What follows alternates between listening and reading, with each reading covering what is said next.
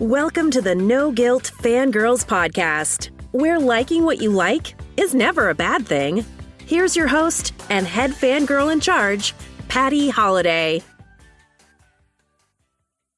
Hey y'all, I'm your host and head fangirl in charge, Patty Holiday. Welcome to the No Guilt Fangirls podcast. And as a reminder, this is the WandaVision series where we are breaking down, spoiling everything, talking about what just happened when WandaVision came out on Friday. And it's kind of turned into the, I don't know, Ashley gets to say, I told you so episode, especially particularly this one, because last episode I even said, no, I think you're wrong, Ashley. And she's like, and yeah, she was not wrong. Spoiler alert. So welcome to WandaVision episode number 7. We have 2 more to go after this. And I think if you weren't in already, you're definitely getting to see the payoff now. You're getting to we're back. I think we're back to that level of we're getting more questions for those of us who are not comic book people. More characters, more people are being revealed officially. And that's why it's so important that we have somebody like Ashley here to tell us what all this means. So welcome, Ashley. Hey, I was just like giggling to myself as you were saying, I forgot last week you were like, oh, I don't think so. I did. Well, it just goes to show I'm not the expert here. I'm so excited to talk about this episode. And yes, you're right. We got some answers and then we got 50,000 more questions. So Correct. They have 2 episodes left to fill us in, or not, because it's Marvel. Well, and I think that's the big thing everyone should prepare themselves for is, what they've said online is that the last episode is kind of heartbreaking.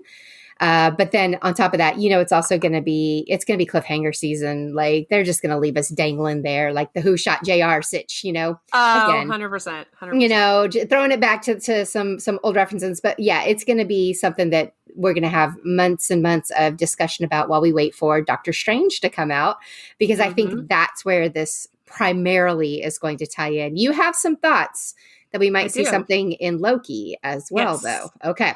So we'll get to that. So maybe we'll get some answers or some tie-ins there as well to quench our WandaVision thirst. We'll have to see. But everybody, Ashley, this is Ashley Saunders. You can find her where, Ashley? Where can people come search you up if they need to know more?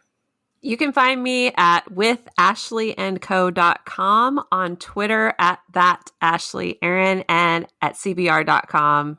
You can do an author search for me as well. And every Monday, Ashley and her partner Jana do this awesome Marvel Mondays, hashtag Marvel Mondays discussion. So if you are into Twitter and you want to have that discussion, those are your gals. And that's the hashtag you want to follow to talk about things. And you guys talk a lot about WandaVision as well. So, it all kind of ties into the folks that we're talking to right now. Also wanted to throw out, if you are interested in talking about stuff on Facebook, we have a group called the Marvel Moms. And if you just search in Facebook for that group, you should find us. Feel free to come join us. You don't have to be a mom. You just have to love Marvel, because we do not do DC over there. Or anywhere.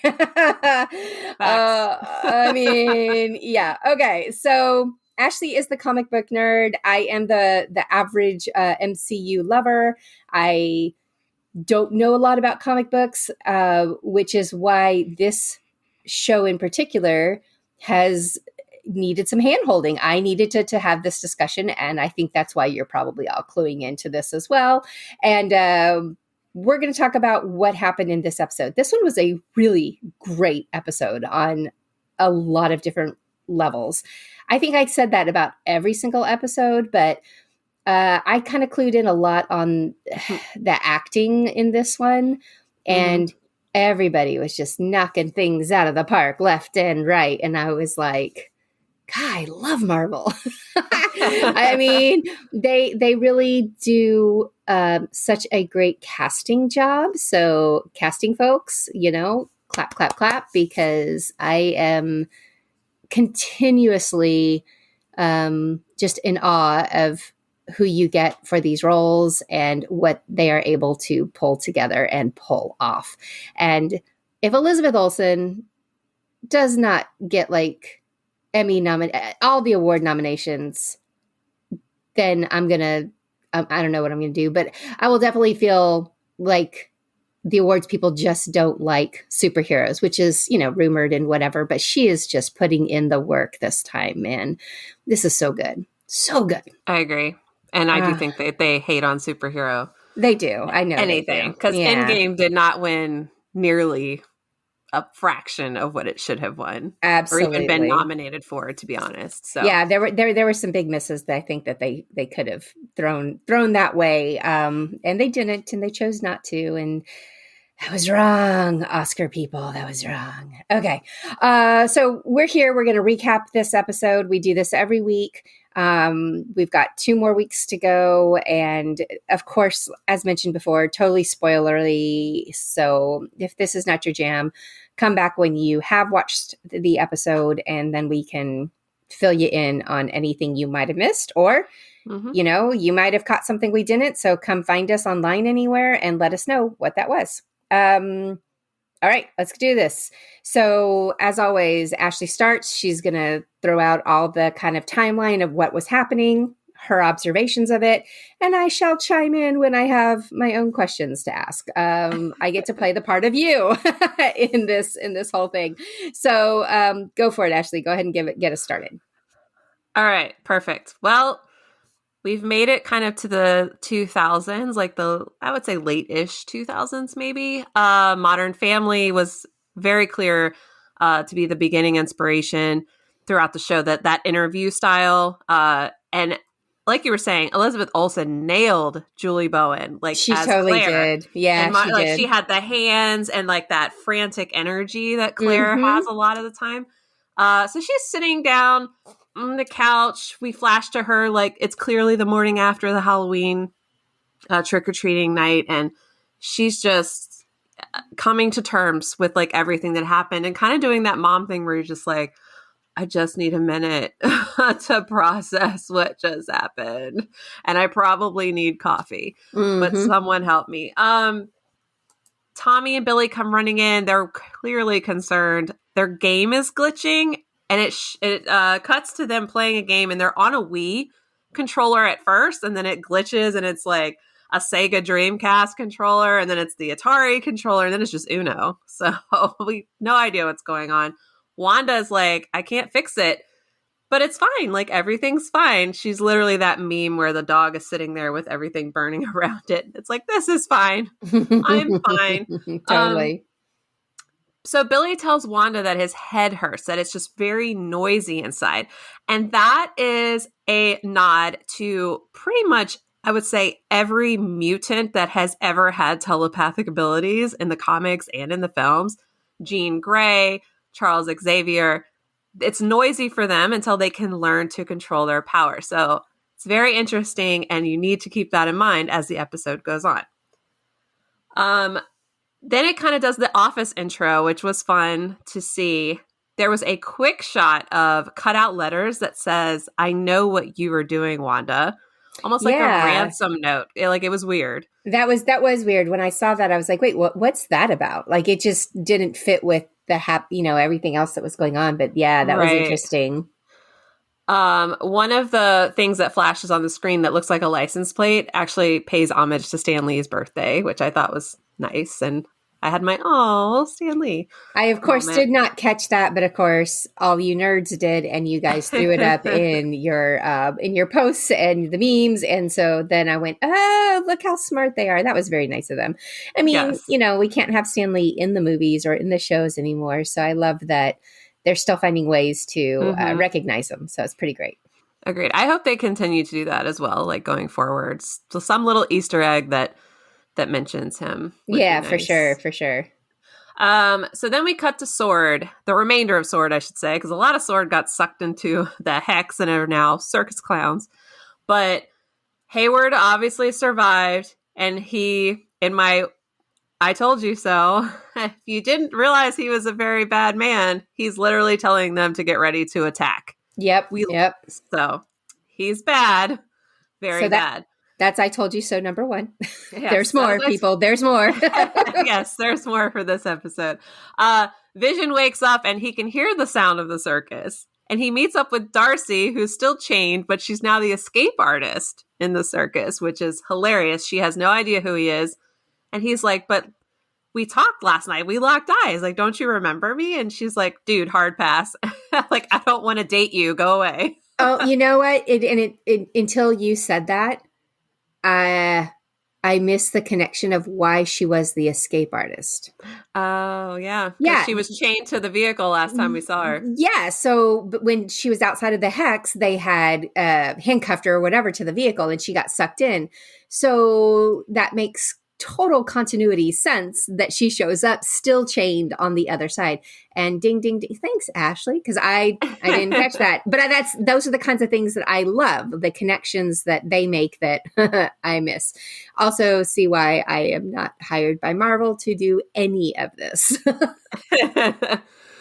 It's a lot, trust me. So back at home, the boys are like, but where's Dad? And she's like, well, if he doesn't want to be here, I can't force him to be here.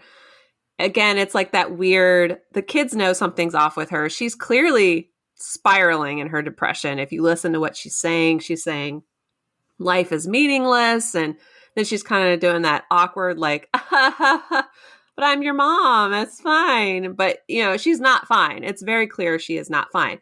And in my I told you so number 2, when they mention Uncle P, she says, P, that man is not your uncle. Right. And so I told you so. Number 2. I told you so. Number 2. That's number 2. All right. And as if on cue, Agnes shows up to help Wanda with the boys. She offers to take them.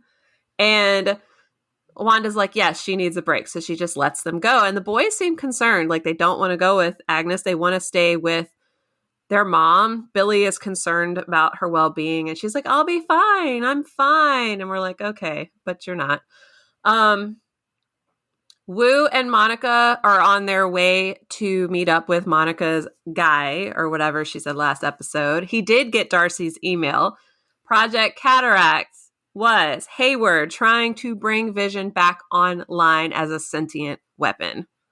And that is why Hayward is tracking Vision in the hex. And also Vision, Cataract, get it? Yeah. Elbow. So, but what's interesting to note here is that Sword could not get Vision back online. So it wasn't until he went into the hex that he became, aware, you want to say, or on, right? So interesting. And obviously we saw last week, if he leaves the hex, he disintegrates back into pieces. So in the biggest letdown probably of the entire series, we all thought we were going to meet the aerospace engineer this week, and we did not. Instead, we met Major Goodner, who brought to Monica whatever the aerospace engineer cooked up for her to use to try to get into the hex. So to clarify, the major is just a major. She's not the aerospace engineer, right?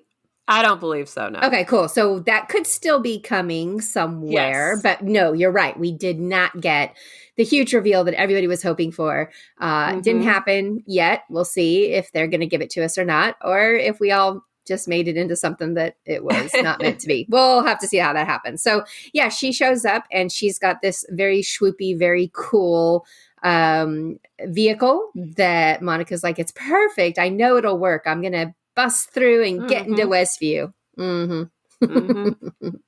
And she's, my son loved that thing. He was like, oh, that's so cool. It's like this armored space tank. And yeah, it's supposed to be able to get through the hex. No problems. We'll see. Not quite. We'll see. So we'll see about that. Vision, as he continues to try to get Darcy to remember who he is, ends up just using his powers to wake her up. And together they leave the circus to try to get back to Wanda. It goes back to Wanda. She's doing that interview segment style again, like Modern Family. Things start to glitch around her. We even see the stork. The stork came back in this episode as well. And then the interviewer asks, do you think maybe this is what you deserve? Which throws her off, and it should throw all of us off, because we know in these type of sitcoms, the interviewers never talk. Well, there was like that one or two times that The Office did have, like they broke. Oh yeah, The Office. Yeah, Yeah, they but broke a Modern little bit, Family, but they never they did never that. ever, they never do. No, you're right. One thing I wanted to say, Darcy has another great line. She sure does. All hail the Queen of Sass. We just love our Darcy. Dr. Darcy is amazing, but she said, I'll admit I wanted a guest spot on this show, but that seriously sucked. I love Yes. her. Yeah, she's great. She's great. Because she's us. Like, we want to Totally. be on the show, but I don't want to feel like, pressing grief and, angst. Heck no. Yeah. So after the interviewer says, do you think maybe this is what you deserve? And Wanda's like, wait, what? You're not supposed to talk. We've cut to the commercial. And this commercial on the top layer looks just like a commercial for an antidepressant. Clearly, Wanda is spiraling. So it makes sense that she would need something to boost her mood. However, the word nexus and nexus plays two different important roles in Marvel Comics. Okay. And this is, again, you're earning your appearance fee right now. Spoiler. There is none. But because when we watched this as a family and when Nexus came on, Rob looked at me and I'm like shaking. I'm like, oh, I mean, I don't think I had ever heard or caught the reference that you're about to give to this. Okay. So this was the first one that I had zero context as to what we were talking about, except that clearly it was a depression aid and it sounded very much like what you hear, except if they were nudge, nudge, wink, winking, like, this will help you, get back to reality or the reality of your choice. Right. And then like at the end, they were like, because the world doesn't revolve around you, or does it? Like, yes, very Wanda, like, the side effects and whatever, or you could have more depression. Like it was very much a tailored to Wanda and where she is right now. But I didn't know what nexus meant. So tell us what that is and why we need to know about it. Okay, so there's two possibilities here, or it could be a kind of a combination of the two, which is where I'm kind of leaning towards it's a both. So the first is the nexus of all realities, and that is a cross-dimensional gateway which provides a pathway to any and all possible realities, and that includes realities between realities. So basically, if you find the nexus of realities, you can go anywhere at any point in time, space, whatever. Mm-hmm. In the comics, Doctor Strange could sense there was a weakening of the nexus, and he feared what it might lead to. We know this ties into Doctor Strange in the Multiverse of Madness.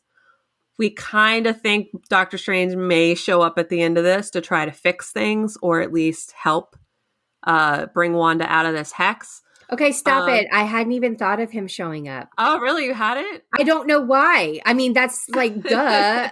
I would have been on the floor going, wait, what? I guess maybe I hadn't seen any rumors or anything about it. Do you think that might be the big cameo that Paul Bettany keeps saying? Because he didn't have any scenes with Benedict. Right. No, I don't think they've worked together in the past. I'd have to go look. But, yeah, we have to go search out their IMDb. But, right. No, I honestly I would love to see that personally, because I dig Doctor Strange. I think he's a very cool character, but hadn't thought about it.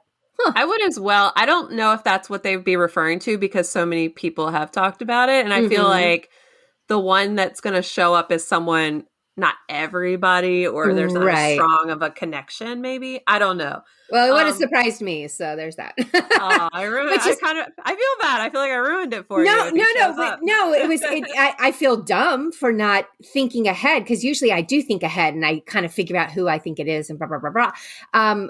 So I'm disappointed in myself, because we have said multiple times, even on this podcast, that WandaVision ties into the multiverse, the movie, that we knew that she was, out in London filming and blah, blah, blah, blah, blah. So, I mean, I know there's this connection, this very strong connection. And we talked about multiverse happening early on with maybe when Pietro first showed up, that I was thinking that maybe this is opening up a new multiverse, which again, by the way, you were right, because you said, no, that's not what's happening, Patty. Shut up.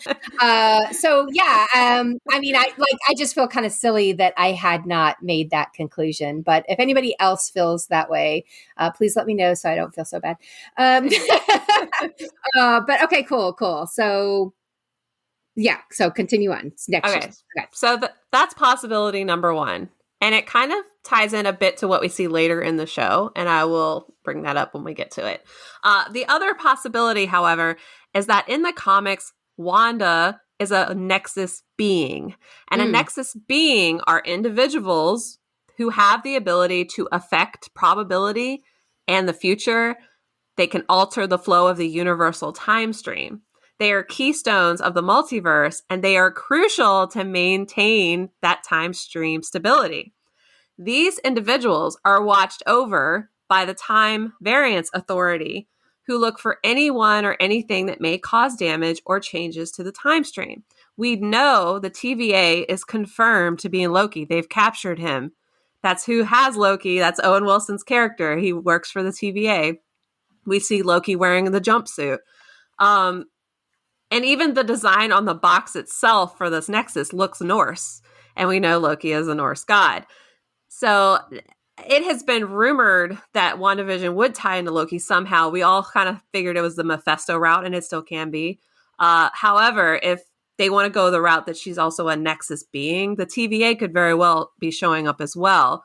And Loki could possibly be the cameo, because working with the TVA, even though he is dead in this reality, he still can move around in the time stream thanks to the TVA. So he could very well saunter himself down Main Street and be like, oh, your savior's here, and try to fix everything. Oh, well, and I personally would love to see Loki in a sitcom. Well, I'm sorry, but who wouldn't? Loki. Yeah, I mean, who doesn't need more Tom Hiddleston in their life? Because I know I would never say no to more Tom Hiddleston. So yeah, that would be excellent. And another excellent choice. Again, people, the casting of Marvel characters, they give us so much that I'm over here going, do I want Benedict? Do I want Tom Hiddleston? What's up? Who do I want? Can I just get one of each? They both show up. I mean, anyway. Okay, cool. All right. So that's Nexus. We got a lot to maybe find out what happens there. And you think it might be some combination of the two? Yes, I do. Okay. So moving on. We've made it to the kids are at Agnes's house. And if you haven't noticed, Agnes's house is the Bewitched house. It looks like the Bewitched house on the outside, exactly. So, again, Agnes, Agatha, witch, bewitched. So inside the Bewitched house, Billy tells Agnes that he likes it at her house. And she's like, oh, is it because Mr. Senor Scratchy is such a good listener? And he goes, no, it's quiet. And then he tells her, you're quiet, on the inside, meaning he can't hear her thoughts. And that should ring some red alarms. So I should say that should set off some red alarms, wave some red flags, because when telepaths can't hear someone's thoughts, they're usually a bad person. When Magneto wears his helmet to block out Xavier, that sort of thing. So as soon as he said that, I was like, aha, see? Something's going on. Also, her house was super dark. It was very, I noticed that. Gloomy. Yeah, they definitely had it lit purposely, to be very, for sure, very quiet. Yes, despite it's super bright and sunny every day in Westview, but inside her house it was very dark. Monica has suited up and she is ready to go into the hex with the truck that's supposed to go just right on through. However, it doesn't go right on through. In fact, it begins to be rewritten. And they're like, get out of there, get out of there. She jumps out. The truck gets shot up in the air and it lands. And the front half of it is a 1990s, old pickup truck. And then the back end is still the space tank thing. But she, she's looking at the hex and she knows that she needs to go in and she knows that she can do it. And Wu, of course, freaks out. He's like, don't do it, but she runs through and she pushes through the hex. And as she's going through. And this was the coolest part. This was so cool. And it was so cool. Yeah. And again, I was like, Ashley knew. Ashley knew. I told you so, like number 4 or whatever we're on at this point. I think we're on 3. This is I told you so 3. What I found interesting was all the audio that was playing as she was going through. Yeah. No, that was helpful for somebody like me to kind of connect and go, like my face lit up and whatever when I could hear Captain Marvel and when I, of course, heard Nick Fury's voice and Maria's voice. So it was very cool. There was this whole conversation going on inside her head as she's pushing through this, this whole thing. And, I loved it. Like one of the quotes was young Monica says, maybe I could fly up and meet you halfway. And Fury's all, well, if you learn to glow like Aunt Carol, bum, bum, bum. And then Aunt Carol's like, your mom's so lucky. When they were handing out kids, they gave her the toughest one. And here's Monica. She's a bad A, and she's in it. I mean, I'm sure she has proved it many times in the past that we haven't seen yet. But here we see her really she's taken charge and she knows she can do it. Why? Because as you had pointed out, she's aware that something is different with her. Yes. Clearly. Yeah. Clearly. Yes. I loved hearing all the audio from the previous Captain Marvel movie. And yes, so as soon as Carol says what you said, like when they were handing out kids, your mom got the toughest one. That's when she kind of completely, her powers take over, her eyes turn blue, and she resembles, we don't know if she's going to go by Photon or Spectrum. She uses both of those plus others aliases in the comics. Photon was her mom's call sign, so I kind of feel like she might use that. We've seen that factor. Yeah, and we've seen that kind of hit up in this series, so I'm kind of leaning towards that as well. Yeah. But what do I know? I mean, that's my leaning too. Also, Photon technically came first as far as her aliases in the comics. So I feel like it's Photon. What's interesting though, when she steps through Westview or the hex into Westview, she's looking with her powers and they show what it actually looks like. So there's a lot of distortion. There's some teals, there's some blues, there's a lot of purple. Yep. Totally. It looks a lot different. Purple, Agnes. Yes, it's purple. Yeah. And once again, the acting from not from this point on, but this is where I was really looking at Tiona Paris and thinking, girl, yes. This is what we need. Like her energy was so great in this portion. So I'm loving it. I am absolutely loving it. And then we get to the good stuff with Catherine Hahn. That's coming up. Yes. All right, go ahead. Continue. but first, Darcy is explaining to Vision the Cliff Notes version of Avengers Infinity War and Avengers Endgame. So he's like, well, okay, so she killed me. And she's like, yeah, but she kind of had to, and you told her to. And then the guy snapped, and you just say, it kind of worked. Poor Vision. He's like, oh my gosh. And he's like, well, what am I now? And I do love that Darcy goes, listen, I've been watching WandaVision for a week. And while all of us, even though this is all fake, the love that you two have is very real. And I was like, oh, yes, it is so. That was my moment. And he needed to hear that, I think. He sure did. To continue because poor Vision is just so confused, which is also interesting because, the Vision that we all knew, he knew everything like all the time. He couldn't be confused. So that's also kind of a, you can tell that this isn't the Vision that we had before for sure. Right. And again, Paul Bettany, hello. When he's sitting there and he's having that conversation to camera. With the gym look. Yes. And I was just, he had like all these little side looks and everything. And I was just laughing so hard. And I'm like, here's this character that was, I mean, first of all, guys, if you haven't rewatched like Age of Ultron, he has some great deadpan one-liners throughout that entire, he's really funny. And I really love that he's getting a chance as Vision to be different than the Vision that we expected. And I think that can obviously be said for Wanda as well. And that's what I love so much about this show, and what I've loved from the beginning is it was them, but in a totally different way. And it's just so cool. And I would think that as actors, this had to be the most fun to work on, to get to do things you don't normally get to do with that character, So yeah. Oh, I agree. I will have to give shout outs to my husband though. So Vision, they think it's Wanda, preventing them from getting back to town. There's red lights in the middle of nowhere. And then the construction guys show up, and then there's kids walking across the street. She's like, what's next? Puppies? All these barriers to prevent them from getting to town and getting to Wanda. It's not Wanda. I didn't think it was Wanda then, but my husband was like, he's Vision. Why doesn't he just fly away? Why is he sitting in his car? And then eventually Vision's like, what am I doing sitting here? I need to get to my wife. And he literally phases out through the roof of that funnel cake truck or whatever, and then flies to Wanda. So my husband got that one. He was like, dude, you're Vision. What are you doing? But yeah. Before he can get to Wanda, and we don't see him get to Wanda, spoiler, he didn't get to Wanda. Monica shows up at Wanda's house, and she's trying to warn her that Hayward is after Vision, trying to turn him into a weapon, that this was all because of Vision, and Wanda needs to know what's going on. Wanda, of course, is very angry, and she pushes Monica out of the house and up into the air in front of everybody. Dottie, the male guy, they're all watching as Wanda floats Monica in the air.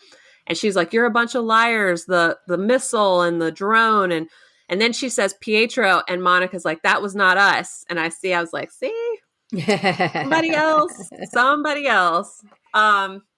She has a great line too, where she's trying to get to Wanda, and she's like, don't let him make you the villain.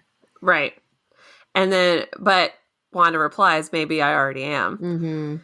Which I felt sad, because she's definitely not. She's grieving. Yeah. And I love that Monica's like, I understand. I've lost the most important person to me too. The worst thing that I could ever think that could happen to me has happened. I get it. And she's trying to get through to Wanda, and it's almost working, but nosy neighbor Agnes was watching and comes out and takes Wanda away before they can finish the conversation. And so inside the house, Agnes is all cheerful. Oh, you want some tea, honey? You need to relax. And again, where are the boys, right? They were at her house, and now they're missing. Senor Scratchy is sitting in a cage. A very large fly is on the wall. It's very creepy. And Wanda's questions about where the boys are. And Agnes says, well, maybe they're in the basement playing. And as Wanda heads to the basement, you clearly know something is up. There's vines everywhere, Gothic architecture, images of the devil, skulls sitting in cabinets.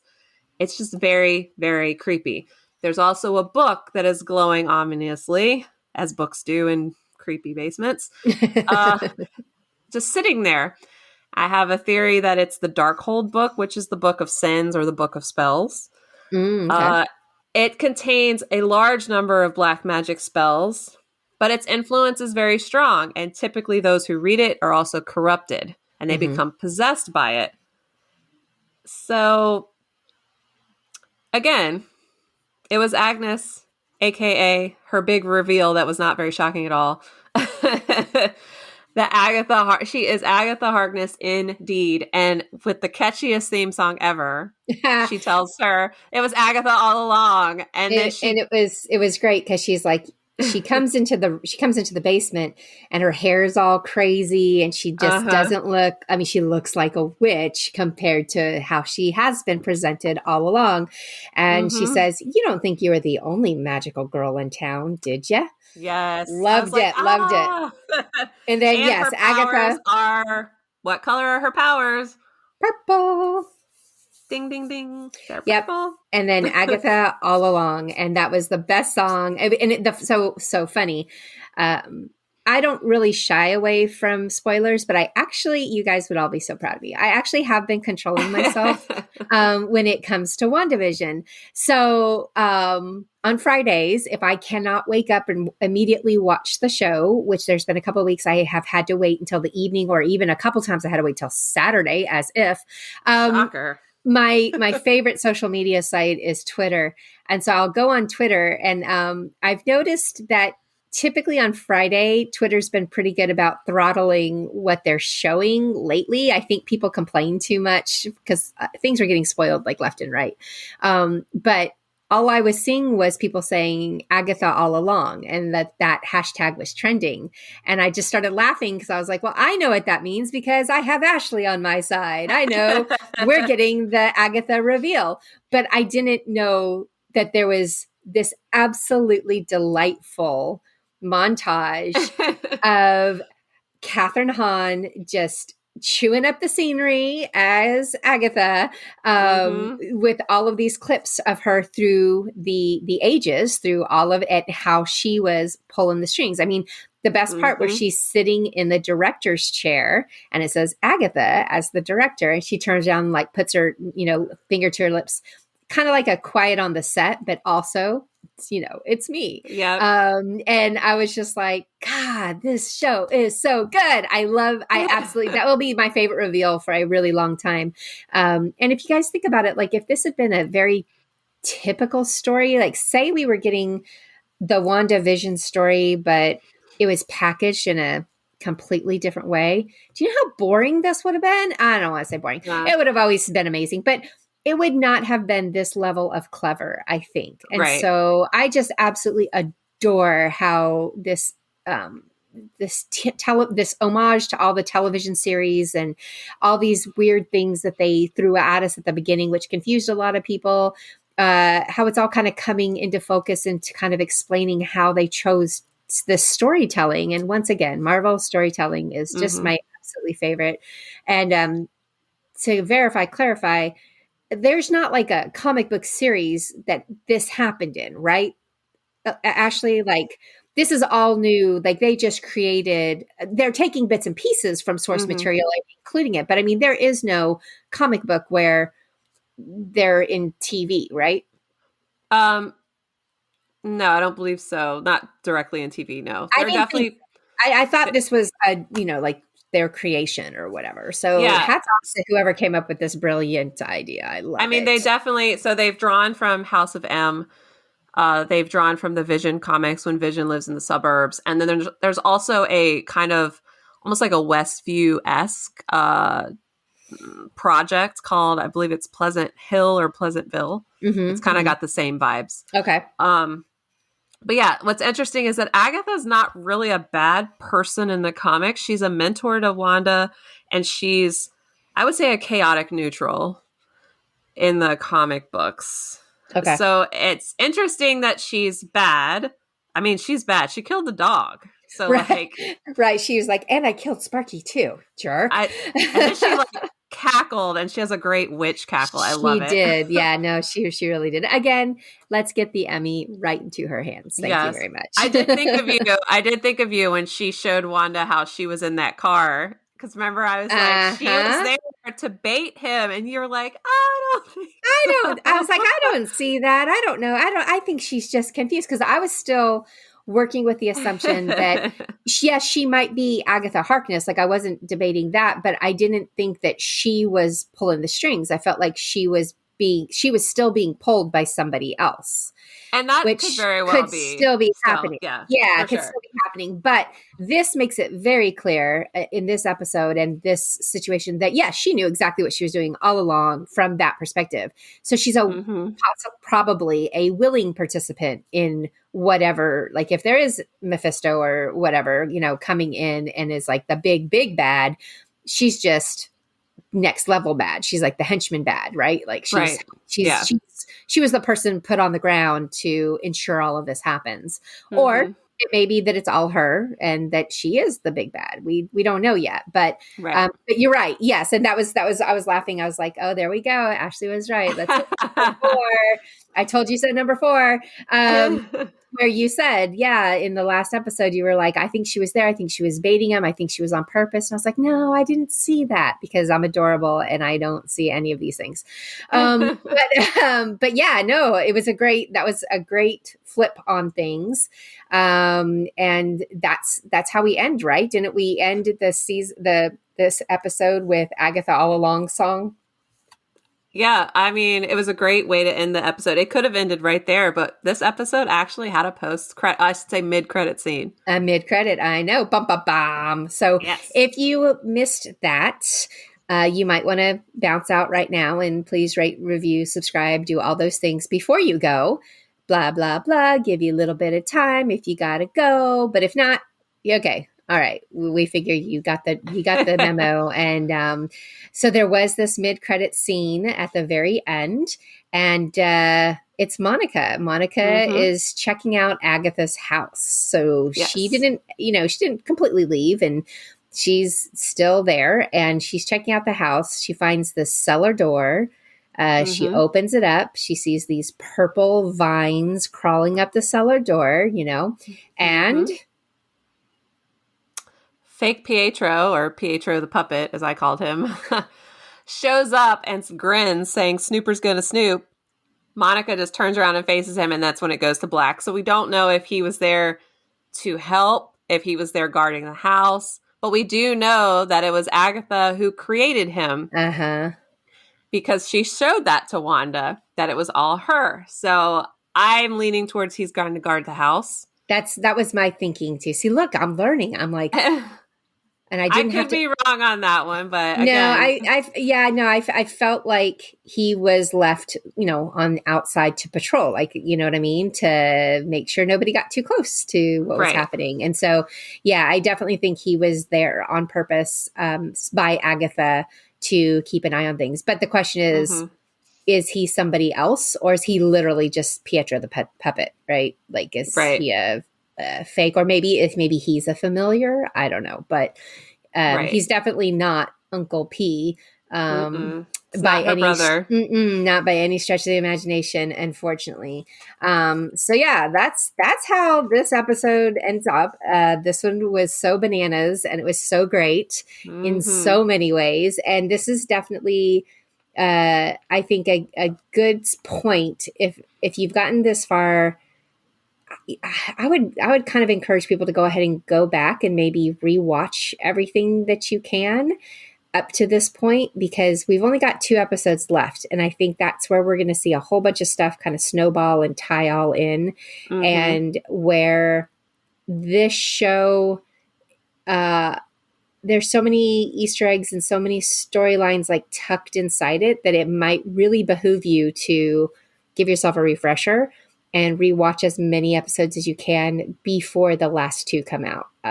That's just my thought. That's what I'm planning on doing, so that maybe I won't be so caught off guard in the next 2 episodes. But you know what? It's Marvel, and they'll probably get me, because they always do.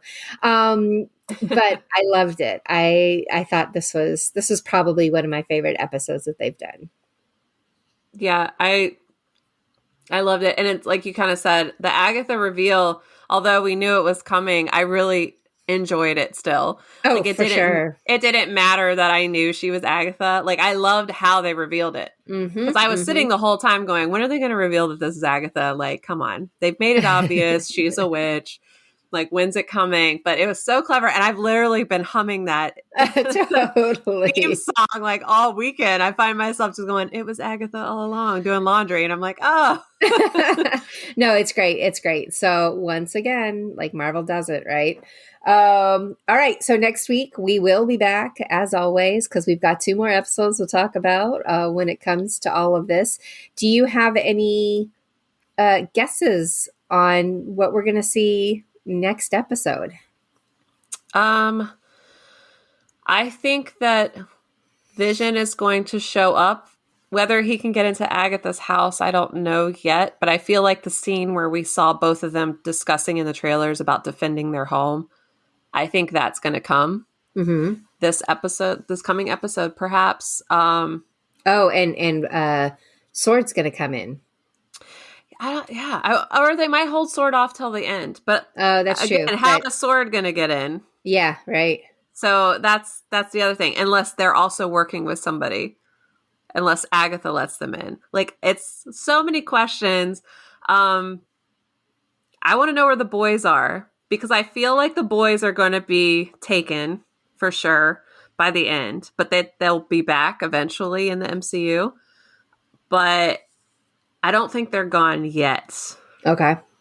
But it's going to be, I mean, it's hard to tell which direction they're going to go. But I also think Dottie might also be in on it. Well, we had a blip of Dottie again. She was tending flowers when Agnes and Monica and Wanda were having their kind of dust up. And I was like, well, that's interesting because we haven't seen her back, but they just, gave us a quick blip of her. So we'll see. We'll see. Yep. And as of the last time we saw Wu's whiteboard, she has not been identified as a real world person. Right. So we're still, But I wonder what happened to that whiteboard. I wonder if it made it into the circus.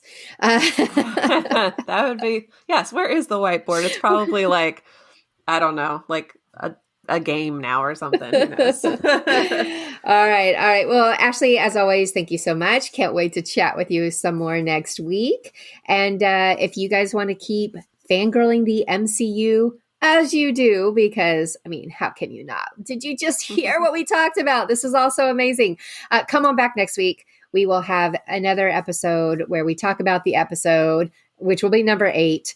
And really, really hope that, God, I know it's silly, but I want a happy ending. I'm a big happy ending person. I know we're not going to get a happy ending for Vision and Wanda in this series. Like, I know it.